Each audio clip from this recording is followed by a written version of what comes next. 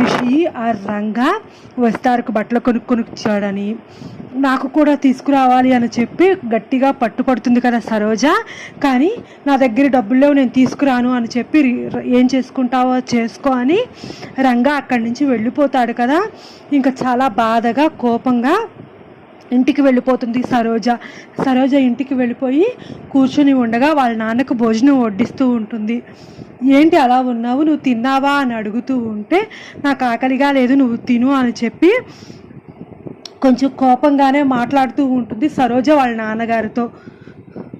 ఎందుకు సరోజ అలా ఉన్నావు, ఏంటో చెప్పమ్మా అంటూ వాళ్ళ నాన్న అడుగుతూ ఉంటే, నువ్వు ఎప్పుడు డబ్బు గురించి వాటి గురించి ఆలోచిస్తావు కానీ నీ కూతురి గురించి ఎప్పుడైనా ఆలోచించావా? నీ కూతురు మనసును ఎప్పుడైనా అర్థం చేసుకున్నావా? నీ కూతురు మనసును ఎప్పుడు నువ్వు అర్థం చేసుకోలేదు. నేను చిన్నప్పటి నుంచి